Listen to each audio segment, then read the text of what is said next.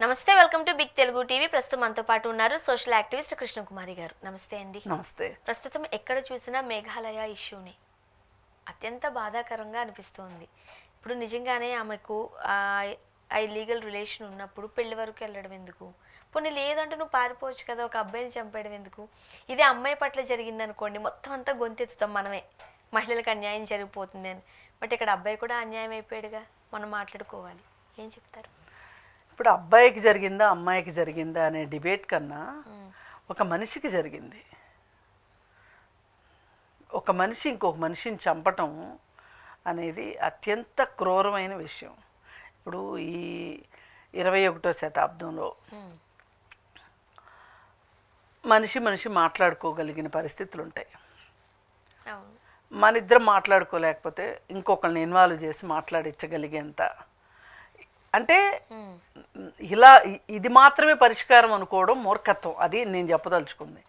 ఇప్పుడు ఈ వెనక ఎన్నన్నా జరగనివ్వండి, వివాహేతర సంబంధాలు ఉన్నాయా, లేకపోతే ప్రీ మ్యారిటల్ రిలేషన్ ఉందా, అసలు ఈ పెళ్ళి ఇష్టం ఉందా, ఇష్టం లేదా, ఇవన్నీ వేరు విషయాలు.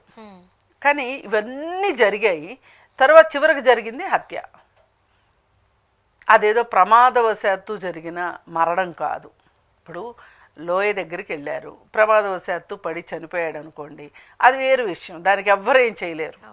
కానీ నువ్వు ఆన్లైన్లో గొడ్డలు తెప్పించి సఫారీ ఇచ్చి మీ ఆఫీస్లోనే పనిచేసిన వాడిని పురికొల్పి వాడి చేత వాడు ఇంకో సఫారీ గ్యాంగ్ని మాట్లాడుకుని వచ్చి ఇదంతా చెయ్యడము అనేది మట్టుకు చాలా చాలా విషాదకరమైన విషయం. ఇవాళ చూడండి, 100 ఇట్లాంటి ఘటనలు 100 జరిగితే 80 ఘటనలు మగవాళ్ళు చేస్తారు. కానీ ఇప్పుడు ఆడవాళ్ళు ఇలా చేయడం ఏంటి, ఆడవాళ్ళు ఇలా చేయడం ఏంటి అంటే మగవాళ్ళు చేస్తే ఓకేనా? అందుకని ఎవ్వరూ చేయొద్దు. ఒక మనిషిని ఇంకొక మనిషి చంపుకుని తినేంత పరిస్థితిలో లేము మనం ఏమి ఆదిమ కాలంలో లేము. భాష అర్థం కాక ఒక తెగని ఇంకొక తెగ చంపేసుకునే ఆదిమ కాలంలో మనం లేము. ఇవాళ ఇంత ఆధునిక కాలంలో మనం ఉన్నప్పుడు పరిష్కారం హత్యలా? అంటే సాధారణంగా మహిళను చాలా సున్నితత్వంగా చూస్తూ ఉంటారు. ఏదైనా ఒక ఇన్సిడెంట్ ఒక చోట జరిగింది అనుకోండి, అబ్బాయి ఆరి తేరి చూడరు, ఏదో ఒకటి గబుక్కుని ముందడుగు వేస్తారు. కానీ అమ్మాయిలు ప్యానిక్ అయిపోతారు. సహజంగా కాస్త సెన్సిటివ్ మెంటాలిటీ ఉంటుంది, సెన్సిటివ్ హార్ట్ ఉంటుంది అనుకుంటారు. కాబట్టి అలాంటి మహిళలు ఒక ప్రియుడి కోసం కట్టుకున్న భర్తని ఇంకా 7 అడుగులు ఆ పారాణి ఏదో ఆరలేదంటారు చూడండి, అట్లా ఆరకుండానే ప్రీ ప్లాన్డ్గా ఎక్కడికో తీసుకెళ్ళి చంపించేయడం అనేది బ్రెయిన్లో ఎంత కర్కసత్వం ఉండాలంటారు? అది ఒక మనిషికి ఒక మోతాదు వరకు భయం ఉండటం కూడా కరెక్ట్ అండి. అవును, భయపడాలి ఎంతో కొంత. అంటే భయంతో బతకమని కాదు నా ఉద్దేశం. అరే నేను ఈ అడుగు వేస్తున్నా, నేను ఈ ఆలోచన నాకు వచ్చింది, అసలు ఈ ఆలోచనే కరెక్ట్ కాదు, పోనీ ఈ ఆలోచన ప్రకారం నేను ఒక పని చేద్దాం అనుకుంటున్నా, దీనివల్ల నేను అసలు ఎట్లా బయటపడతాను. దానికంటే ముందు ఇంకొకటి కూడా ఏమి ఉండాలి అంటే, అసలు ఆ అబ్బాయిని చంపేస్తే పాపం కదా, ఆ తల్లిదండ్రులు ఏమైపోతారు అంటే తన భద్రత లేదు, రెండో వాళ్ళ భద్రత లేదు ఇక్కడ. ఇప్పుడు ఏమయ్యే ఫైనల్కి ఏంటి జరిగింది? నీకు వెళ్ళి జైల్లో కూర్చున్నావు. దీన్ని ఎవరు నిందించాలి? నేను నిన్నటి నుంచి మాట్లాడుతుంటే నాకు ఎవరిని నిందించాలి అని చూస్తుంటే ఈ అమ్మాయిని నిందించాల్సిందే, ఈ అమ్మాయి బాధ్యురాలే కాదని నేను అనట్లా. అసలు ఈ అమ్మాయి కుటుంబం చూడండి. మా అమ్మాయి అమాయకురాలు, ఇదేదో స్కూల్లో చాక్లెట్ ఏదో రబ్బరో పెన్సిల్లో దొంగతనం చేసింది అని అంటే చిచ్చి మా అమ్మాయి అలా చేయదండి అని చెప్పినట్లుగా ఉంది తప్పితే. వాళ్ళ నాన్నగారు చెప్తున్నారుగా మా అమ్మాయి అంత అలాంటిది కాదు అని. అండ్ అమ్మాయి ఫోటో కూడా చూసారా, బ్లాక్ కలర్ డ్రెస్తో ఉన్నది, చాలా అమాయకంగా ఏదో ఇబ్బందికరమైన పరిస్థితుల్లో ఉన్నట్టు అట్లా ఫేస్ పెట్టారు తను. అవును, ఇప్పుడు పోలీసులకు దొరికాక ఫోటో అది. అదే మరి పోలీసులకు దొరికాక ఇంకా అలాగాక ఎలా ఉంటారు? అలాగాక ఎలా ఉంటారు చెప్పు? చేసేంత వరకు ఆ ఉత్సాహము ఇది ఈ ఇప్పుడు వీళ్ళు ఏం చేస్తారంటే చేసేటప్పుడు జరిగేదానికి కార్యక్రమం జరుగుతున్నప్పుడు దానికంటే కూడా ఆ తర్వాత వీళ్ళంతా ఆనంద డోలికల్లో ఆనందిస్తారో ఊహించుకుంటూ వీళ్ళు ఈ పన్నాగాలు పన్నడం కావచ్చు, హత్యలు చేయటం కావచ్చు, చేయించడం కావచ్చు చేసేస్తారు. వన్స్ చేసేసిన తర్వాత పోలీసులకు చిక్కిన తర్వాత అప్పుడు జీవితం కనిపిస్తుంది, అప్పుడు వాస్తవంలోకి వస్తారు. ఈలోపు వీళ్ళు ఒక ప్రపంచంలోకి వెళ్ళిపోతారన్నమాట. వీళ్ళు ఒక ప్రపంచాన్ని ఊహించుకుని ఆ కళల ప్రపంచంలో ఊహా సౌదాల్లో తేలియాడతా ఇప్పుడు నేను అంత హ్యాపీగా ఉండాలంటే నేను ఈ పని చేసి తీరాల్సిందే అని నమ్ముతారు వాళ్ళు గట్టిగా. నమ్మపోతే చేయలేరండి అట్లా. ఇప్పుడు ఒకళ్ళు సినిమా తీస్తారు, అరే పక్కోడు ఎవడో చెప్తుంటాడు, అరే డబ్బులు పోతాయిరా ఎందుకురా ఈ సినిమా అని. లేదు, ఇది 100 రోజుల పండగ చేస్తున్నట్టు కళ వచ్చేస్తాయి సినిమా తీయకముందే వీళ్ళకి, అందుకని తీస్తారు, డమాలంటది, అది వేరే విషయం. అంతే. ఇప్పుడు చాలామంది ఎన్నికల్లో పోటీ చేస్తుంటారు, గెలవరని తెలుసు, మనందరికీ అర్థమవుతూ ఉంటుంది, కానీ ఏమో గుర్రం ఎగరవచ్చు అన్నట్లు చేస్తారు. ఇలాగే ఇలాంటి మనుషులు కూడా వీళ్ళకి భవిష్యత్తులో వెళ్ళిపోతారు వీళ్ళు. అదే వీళ్ళు ప్రజెంట్లో ఉంటే గనక, వర్తమానంలో ఉంటే గనక, ఒక్కవేళ ఈ ఆపరేషన్ ఫెయిల్ అయితే, ఒకవేళ పోలీసులు పట్టుకుంటే, చట్టం అనేది ఒకటి ఉంటుంది, ఏంటి అనేది ఎందుకు ఆలోచించలేకపోతారంటారు. మరి చేస్తున్నామనే భయం ఉండట్లేదా వీళ్ళకి? ఉండట్లా, అసలు భయం అనేది లేదు. అసలు ఎవ్వరూ కూడా గతంలోనూ వర్తమానంలోనూ ఉండట్లేదు, మొత్తం భవిష్యత్తు ఊహాలోకల్లోనే ఉంటున్నారు మనుషులు. ఇప్పుడు మనము జరిగిపోయిన దాని గురించి ఆలోచిస్తే తప్పొప్పులు అర్థమవుతాయి.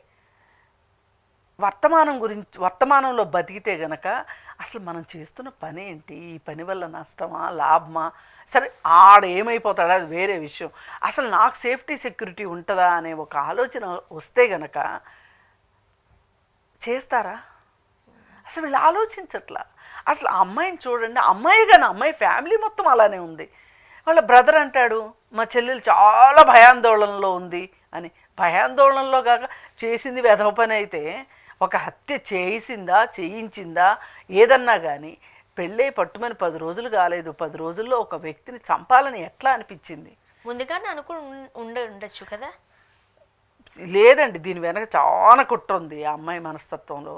ఏంటంటే ఆ అమ్మాయి ఎవరినో ప్రేమించింది, అది ఇంట్లో వాళ్ళు వద్దంటే సరే ఇతన్ని పెళ్లి చేసుకుని ఇతన్ని చంపేస్తే విధవనయ్యి ఇంటికి వస్తే అప్పుడు నేను ఇష్టపడిన వాడిని ఇచ్చి పెళ్లి చేస్తారు అనే ఒక అపోహలో ఉంది, ఒక ఊహాలోకంలో ఉంది ఆ అమ్మాయి. ఆ ఊహాలోకంలో అంటే తెలియక చేసిందని నేనేమనట్లా, ఆ అమ్మాయికి ఏమి నేను గ్రేస్ మార్క్ కూడా ఇవ్వట్లేదు. ఎట్లా ఇస్తాం? ఇంత చేశాక ఎట్లా ఇస్తాం? వాళ్ళ ఇంట్లో వాళ్ళు కాబట్టి ఇచ్చారు వాళ్ళు. మరి అసలు సరే ఇదంతా చేసింది, వీళ్ళు తల్లిదండ్రులు సమర్థించుకుంటున్నారు, బ్రదర్ సమర్థించుకుంటున్నాడు.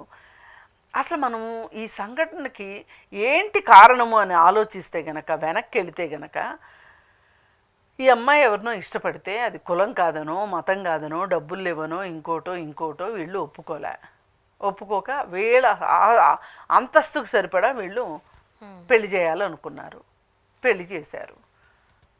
ఇప్పుడు ఈ అబ్బాయి ఎవరినైతే సఫారీకి వాడిందో అతనే బాయ్ ఫ్రెండ్ అంటున్నారు, కానీ నాకు నమ్మాలనిపించట్లా. ఎందుకంటే వాళ్ళ దగ్గర 10-15 వేలకు ఉద్యోగం చేసే అబ్బాయి కోసం తనకంటే 5 ఏళ్ళు చిన్నవాడిని ఏం చూసి ఆ అమ్మాయి చేసుకుందాం అనుకుంటుంది.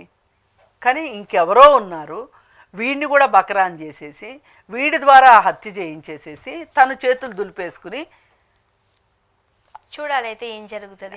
ఏదో టైం పడుతుంది. ఏదైనా ఈ రోజుకు మాట్లాడుకున్న దాని ప్రకారం చూసుకుంటే, ఒక్కవేళ ఏ తల్లిదండ్రుల దగ్గర నుంచి మనం మొదలెడితే గనక మీ పిల్లలు మీరు చూస్తున్న సంబంధాలు కాకుండా మేము ఒకరిని సెలెక్ట్ చేసుకున్నాము అన్నప్పుడు మట్టుకు మీరు కులం కారణంతోనో మతం కారణంతోనో డబ్బులు లేవనో మీరు వాళ్ళని ఆ పెళ్ళిని కాదు అని బలవంతంగా మీరు ఇంకొక పెళ్ళి ఏంటి చచ్చిపోతామని బెదిరిస్తారు, నగలు ఇవ్వమంటారు, డబ్బులు ఇవ్వమంటారు, ఆస్తులు ఇవ్వమంటారు. ఇవన్నీ అనేసరికి అయ్యో నేను ఇప్పటిదాకా ఈ సుఖాల్లో తేలియాడాను, ఇవి లేకపోతే ఎట్లా అనే ఉద్దేశంతో వీళ్ళు చచ్చినట్టు పెళ్ళికి ఒప్పుకోవడం, ఒప్పుకున్న తర్వాత ఆ పెళ్లిలో కొనసాగే వాళ్ళు కొంతమంది, విడాకుల కోసం ప్రయత్నించి విడాకులు తీసుకుని వెనక్కి వచ్చేవాళ్ళు కొంతమంది, కొద్దిమంది సరే జీవితం ఇది, నాకు వచ్చిన జీవితం ఇది అని రాజీ పడిపోయి బతికే వాళ్ళు కూడా ఉంటారు. ఈ ఇన్సిడెంట్ అయితే చూద్దామండి ఏం జరగబోతుంది. ఏదైనా అండి మనం మొదట్లో మాట్లాడుకోవాల్సిన మాట చివరిలో మాట్లాడాల్సి వస్తుంది. ఆ అబ్బాయి తల్లిదండ్రులకు మాత్రం చాలా బాధ కలిగించే విషయం. ఒక కొడుకును కోల్పోయిన లాంటి వాళ్ళకే తెలుస్తుంది ఆ బాధ ఏంటో. అసలు అబ్బాయికి ఏ సంబంధం లేదు, సంబంధం లేని అబ్బాయి చచ్చిపోయాడు. ఆ క్షణంలో చనిపోయే టైంలో అబ్బాయి వేదన ఎలా ఉండుంటుంది, ఆ బాధ ఎలా ఉంటుంది అని ఆలోచిస్తే, అలాగే ఇప్పుడు ఆ తల్లిదండ్రులు ఏడుస్తున్నారు కదా, వాళ్ళ బాధ చూస్తే చాలా చాలా బాధ అనిపిస్తుంది. అందుకని ఏది ఏమైనా అబ్బాయిలు కావచ్చు అమ్మాయిలు కావచ్చు, పెళ్ళికి ముందు మీరు ఒక స్ట్రాంగ్ డెసిషన్ తీసుకోండి. ప్రేమించాము అంటే ప్రేమ కోసం నిలబడలేకపోతే ప్రేమించకండి, అంతే. కానీ ఇలా చేసి హత్యలు మాత్రం చేసి ఇంకొక తల్లికో ఇంకొక తండ్రికో ఆ కడుపు సోకం మిగిల్చొద్దు. మిగల్చొద్దు. థ్యాంక్ యూ అండి.